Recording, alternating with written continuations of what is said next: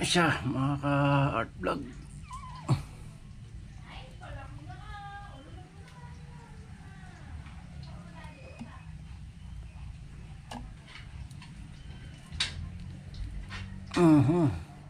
Pakainit. Ring, ring, ring.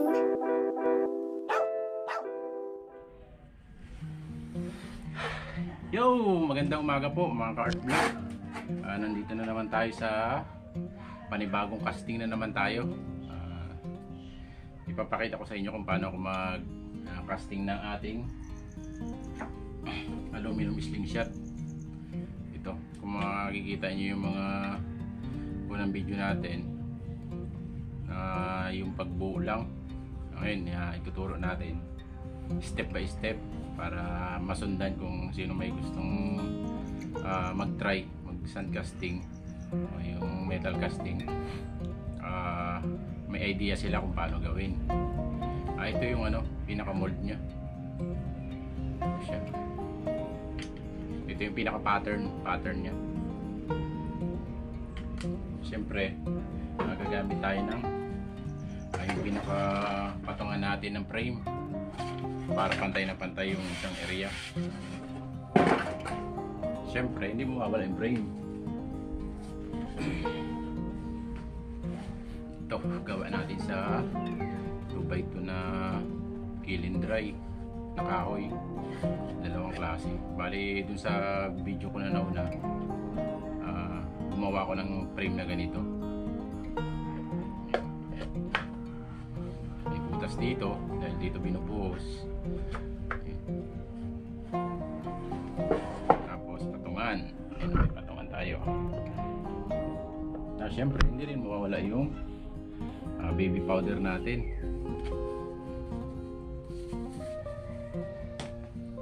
May pamukpok, pang siksik natin sa buhangin. May pampatag, may pang kalkal. Tapos yung buhangin natin. Bali itong buhangin natin, nagagawa natin ng video ito sa susunod. Itong buhangin natin galing ito sa sa dagat. Pag naliligo kami, family ligo, nangingiwi ako ng isang timba. Tapos itong buhangin na ito kaya namumuo, meron siyang halong cut litter o yung bentonite clay na nabibili naman na sa Shopee yun.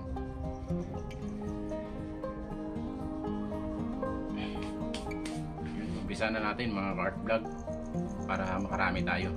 Medyo mapalaban tayo ngayon at nakakuha tayo ng mga scrap aluminum sa gawa ng salamin, sa mga sliding. Medyo marami-rami yun. Bali gagawa tayo ng marami-raming design. Ito yung una, yung pangalawa, ito yung pangatlo, ito yung pangapat, ito naman yung panlima.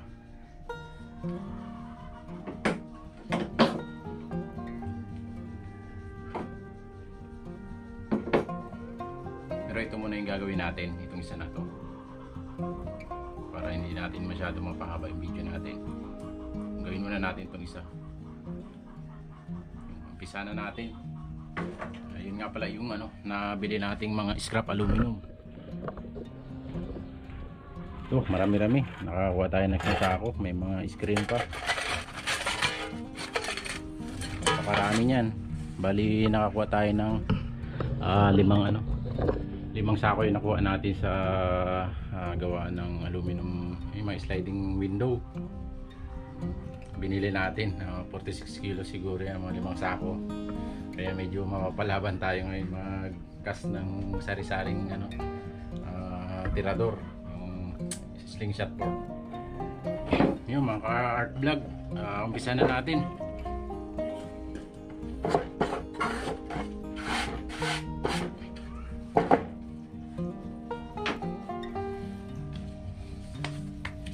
Buwan muna natin itong ating pattern, yung pinaka pattern para hindi kumapit yung ating buhangin. Tapos unahin natin itong isa, yung walang tulis para lapat na lapat dun sa pattern natin.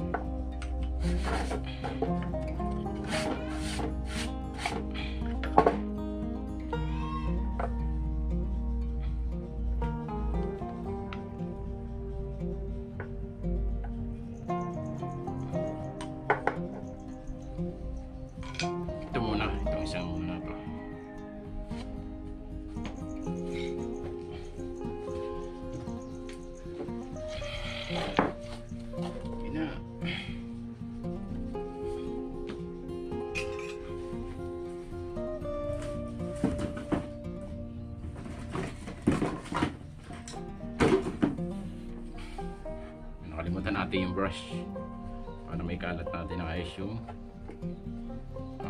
baby powder. Tapos lagyan na natin ng buhangin.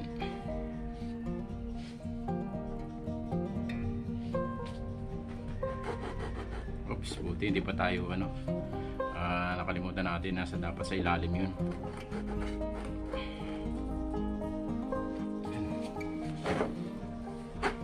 Palalayin natin ang pa para hindi gumalaw.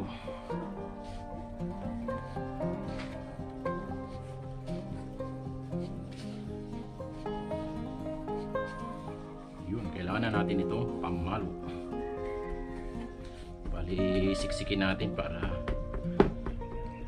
maganda ang pagkakahulma.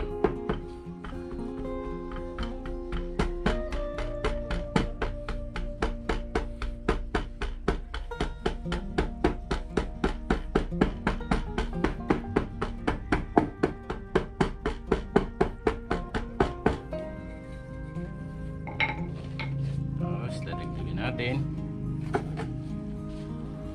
Ito naman, magagamit naman natin yung ating malaking mga paa para tapakan.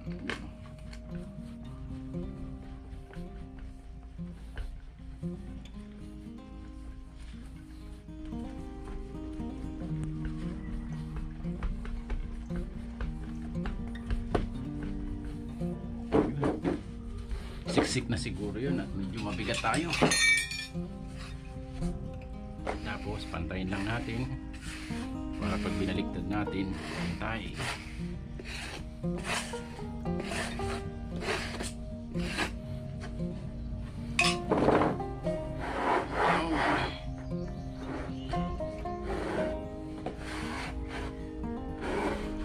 Ini siya.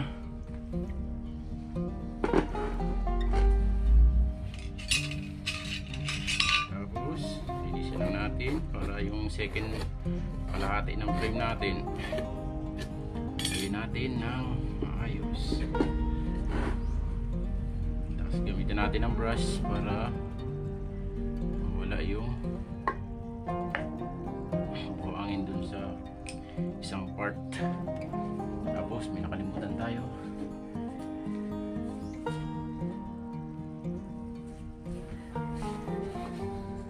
Gagamit tayo ng pampatibay, gawa na may butas. Pag naila natin ang alanganin, mababali yung buhangin, mawawala yung perfect shape nya. Kaya lalagyan natin ng patibay.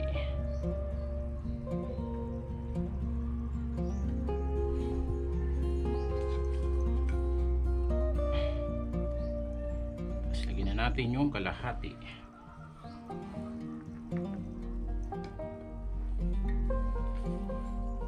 Polvo para hindi dumikit, hindi kumapit sa isa yung buhangin, para matanggal natin ng maayos mamaya.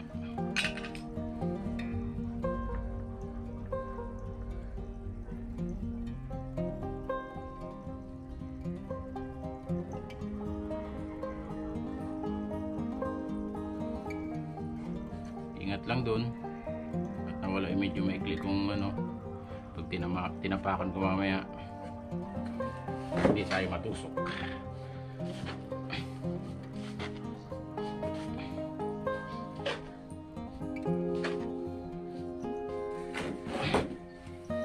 Another pukpuk. Saan na siya? Ayun.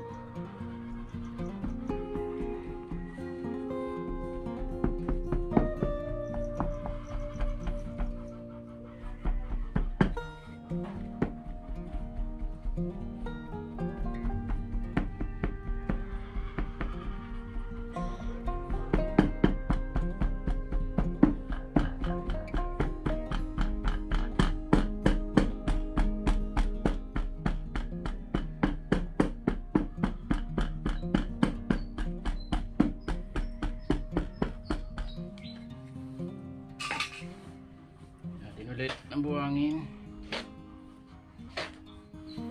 tapos tapakan na natin.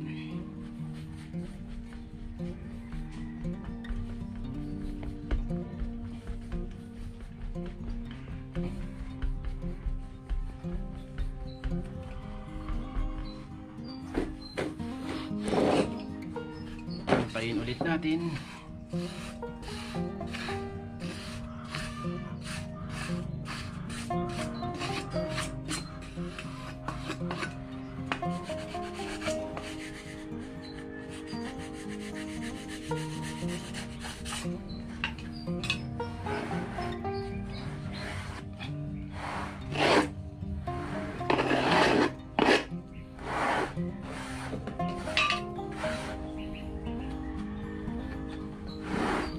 Tandaan na nating biyakin. Ito na siya.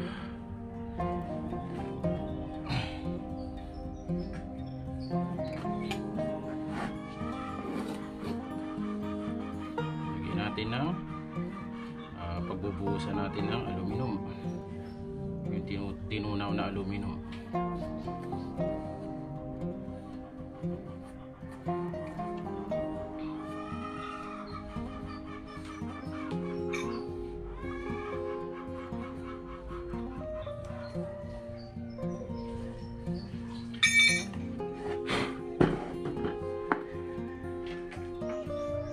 Ng dalawang eye hook para mahugot natin yung ating pattern.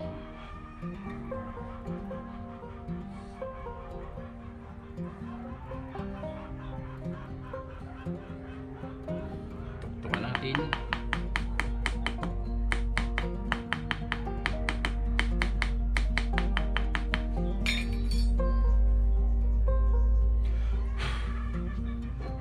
Dahan-dahang hugot. Yun.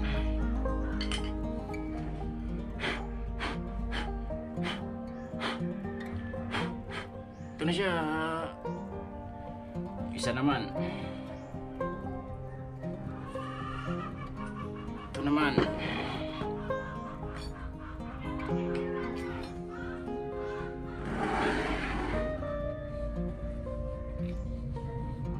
Natin ng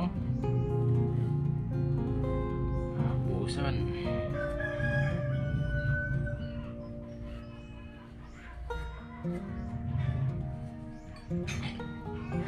Dito natin papadaanin yung tunaw na aluminum.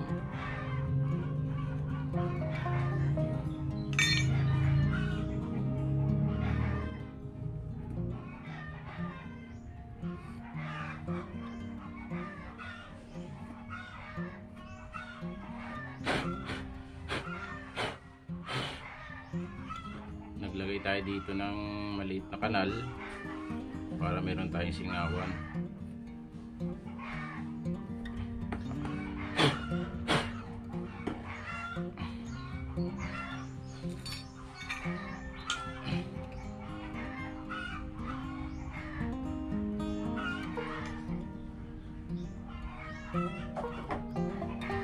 Tapos ito na naman, lagyan na naman natin ng eye hook para mahila natin ang ating pattern.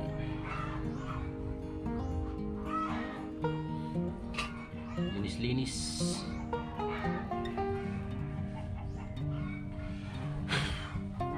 Tapos tok-tokin natin.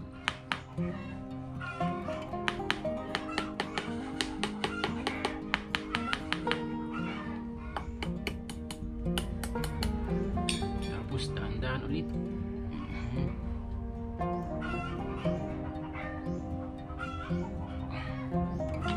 Siya.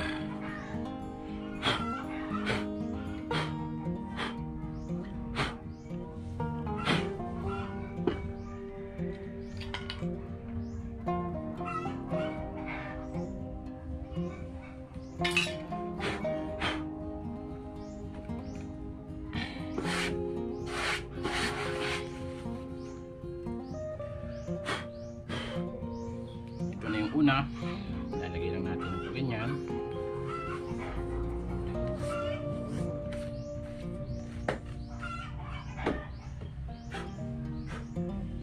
Tapos ito naman, ihipan natin.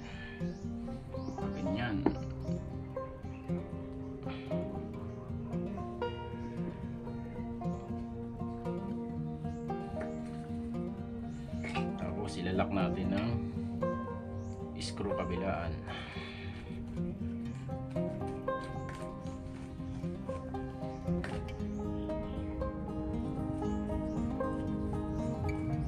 Para kung bubuhusan natin aluminum, hindi siya bubuka.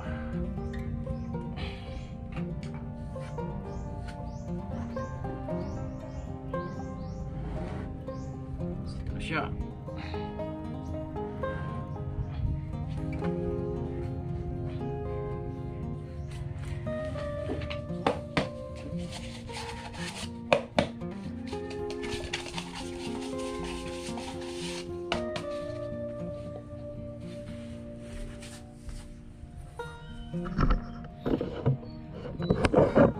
Yung mga art vlog, magluto naman tayo ng ating aluminum, yung ibubuhos natin na tinunaw na aluminum. Ayan. Isang sako. Ito yung kalan natin. Bali nilagyan ko na ng baga para lalagyan na lang natin uling. Meron din yung blower. Tara, stay tuned lang po. Magagawa lang rin natin yung kalan na yan, mga art vlog. Lagyan na natin ng uling.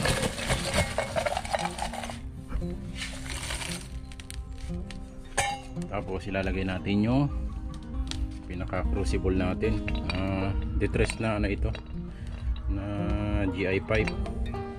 Tapos nilagyan lang natin ang flat sa ilalim, ang flat bar. Yan, medyo matindi ng pinagdaanan niya, kaya ganyan yan. Lagyan natin.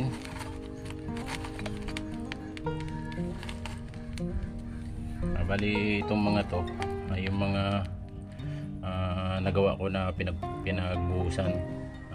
Ulitin lang natin ulit tunawin. Lagyan lang natin ng uling.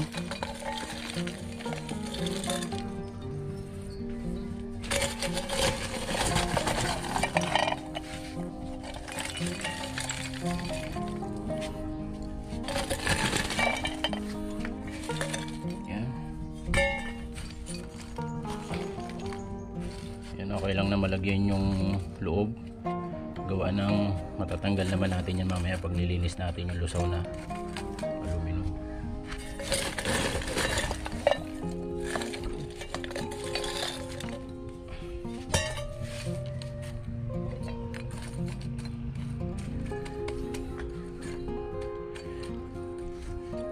Yung buksan na natin ang blower natin.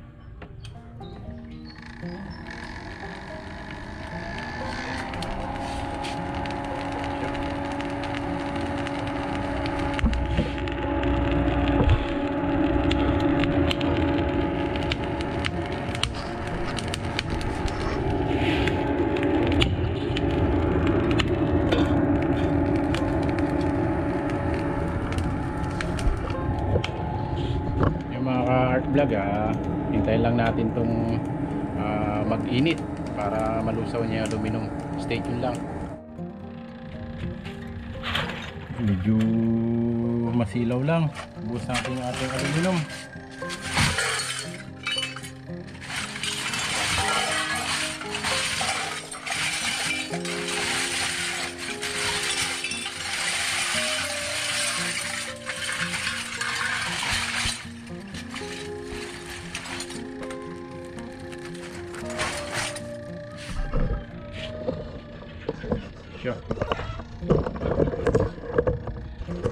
Pipili lang tayo ng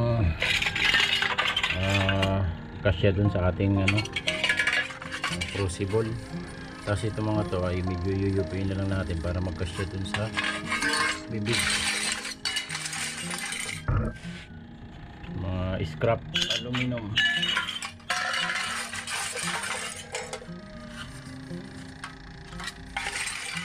Basta mga screen, madali itong ilagay at madali lang natin i-bend.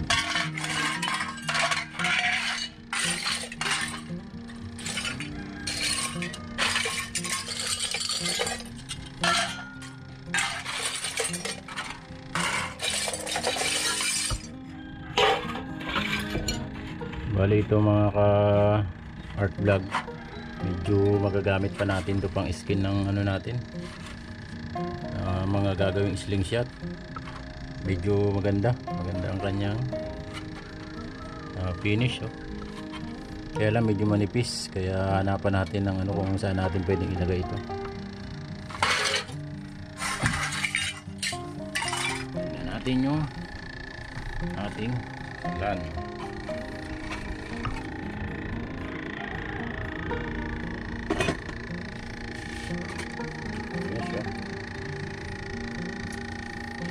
Bago pa lang siya lumalambot, gawa ng medyo marami kasing nakalagay, halos kalahati. Pag may naitunaw na tayo dyan, medyo madali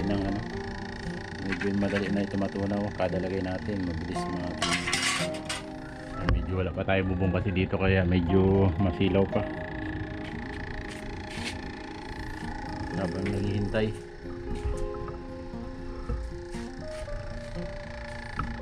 Stay tuned lang po ulit, hintayin natin na maluto ang ating sinigang na aluminum. Ito na mga Cart Vlog, lusaw na yung ating aluminum.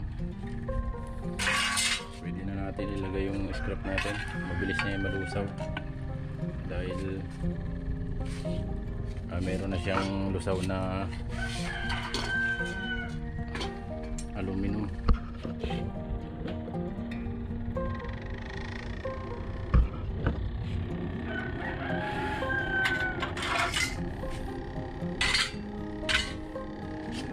Tayo hanggang sa mapuno yung ating crucible natin.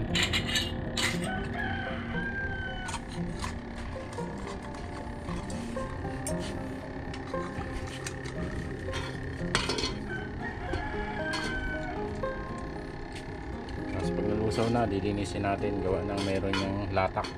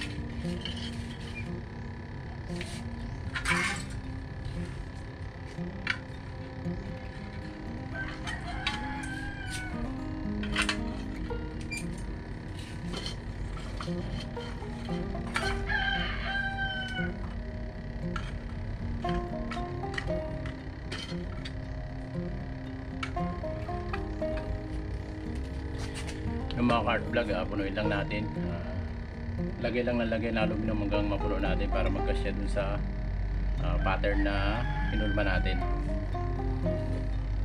Yan, napakainit.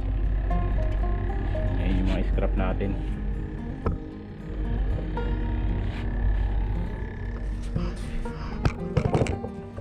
Waiting na lang at bubuhos naman natin dyan maya maya. Ito na siya. Bali, napuno na natin. Kailangan na natin siyang tanggalan ng latak. Yung naggawa tayo ng linis.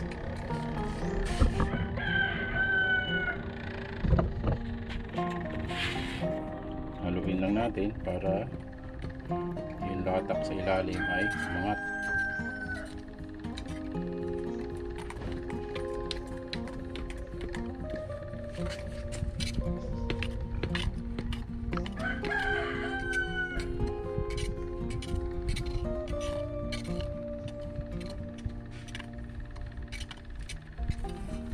Ang daming latak nito.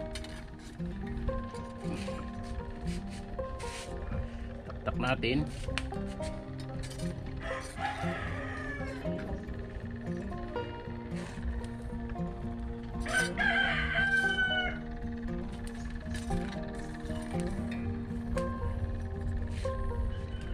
natin tanggalin yung latak niya para maganda ang kalalabasan ng ating hulma. Wala ang paw.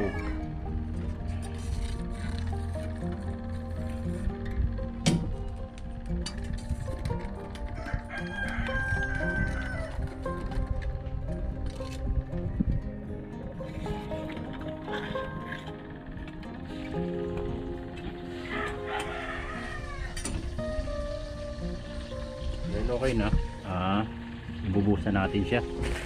Dito na tayo.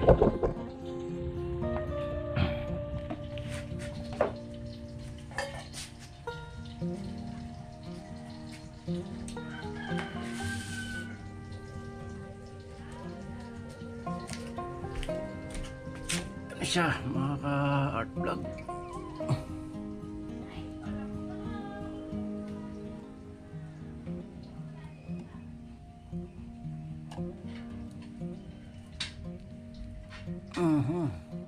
Pakainit. Basahin na natin.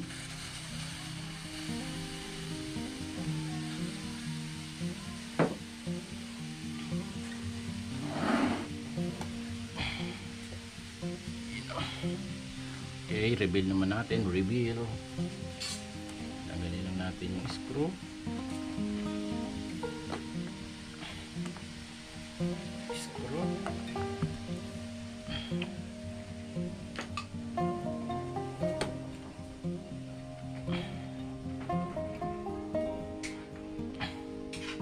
Yun, no?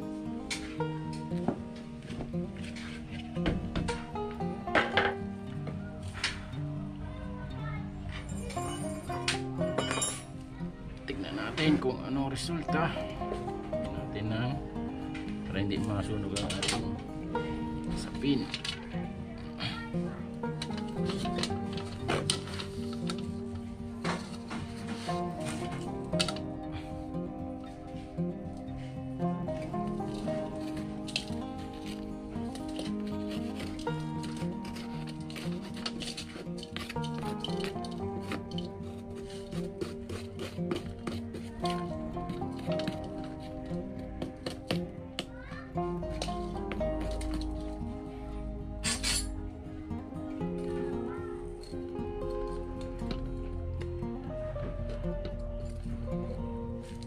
Daram.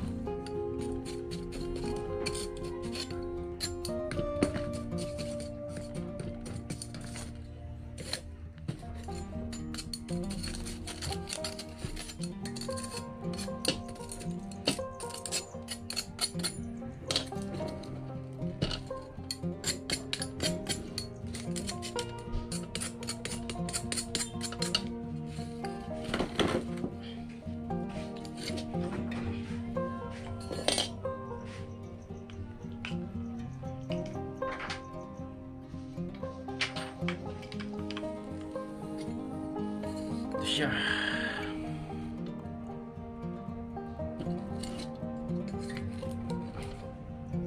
Ayos. Ay, mga art vlog, ganun lang po. Tapos yung aluminum na yan, lilinisin na lang natin yan para maging maganda. Siyempre. Kakatin natin yan. Tapos lilinisin natin para maging malinis, parang ganyan ang kalalabasan niya.